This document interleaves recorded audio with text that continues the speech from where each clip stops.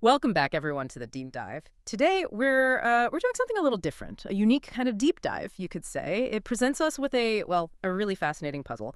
Normally, we're digging through articles, reports, all sorts of notes, but today, the source itself, or rather, the idea of the source, is really our main focus. Okay, let's unpack this. Our entire discussion today centers on just one thing, a CNN article published July 26, 2025, and the title is, get this, Excerpts from Trump, Scotland, Golf, and the Epstein Scandal. Wow.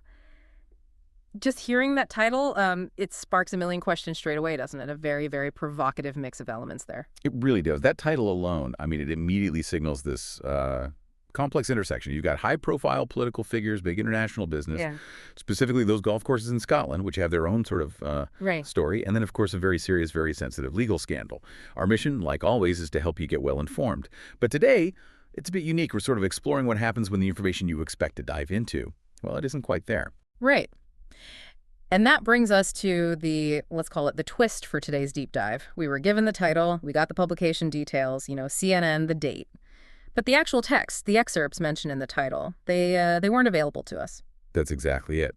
So what this means for our deep dive today is it's a pretty unique exploration. We're looking at what we can discuss, what we can learn just from a source's metadata, the data about the data title, publisher, date.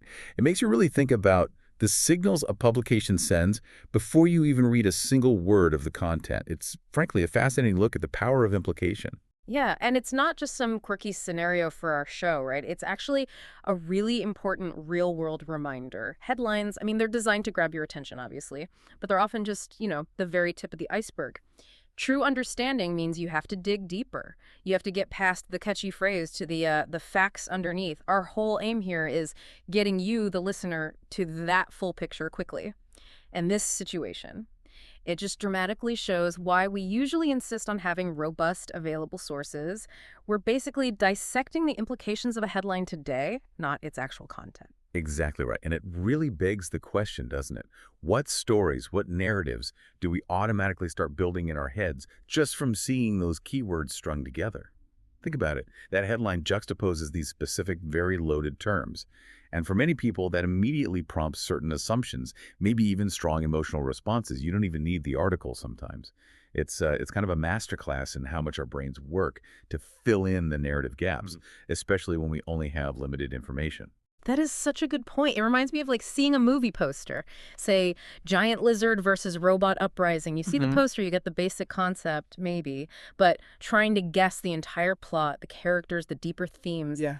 without actually seeing the film, Exactly. all the crucial details, the nuance, it's just missing. Precisely. And when we're talking about news and information, that filling in the gaps can be, well, pretty problematic. Deeply problematic, actually. Right. Without the full article, without the specific reporting, the evidence cited, the quotes, the context, any conclusion you draw is basically just speculation. Pure guesswork. That title alone, though, it's a potent cocktail. Yeah. High-profile names, controversial events. It's absolutely designed to make you wonder. It's designed to make you click, or in this case, to make you imagine what those connections might be. So this has really been a distinctive deep dive for us, hasn't it? Definitely pushed us to think a bit differently about how we consume information, how we approach sources. It really does highlight that even when you don't have the full text, your curiosity is absolutely sparked. And it raises so many important questions about headlines themselves and their power. It really does. What's fascinating here, I think, is seeing how one single, quite powerful headline can suggest these really intricate connections between things that seem on the surface quite disparate. A major political figure, international real estate, these specific golf courses, and then this incredibly controversial legal scandal. It just underscores the complex web of information we're all trying to navigate constantly. Yeah. And it really shows why detailed, unbiased reporting and, crucially, access to that reporting is just so vital if you want to understand anything beyond those surface-level suggestions. Absolutely. And that really is the key takeaway for you, our listener, today. So here's maybe a final thought for you to mull over. Based purely on that headline, excerpts from Trump, Scotland, golf, and the Epstein Scandal, what connections do you automatically start to imagine? And thinking about it, if we had been able to get the full article, what specific facts or details would you have most wanted us to unpack? This whole exercise, this unique situation, it really encourages all of us, I think, to really consider how important it is to always seek out the full context, to examine the details within the actual source material, and not just rely on catchy titles or headlines if we want to truly grasp the nuances and ultimately become genuinely well informed.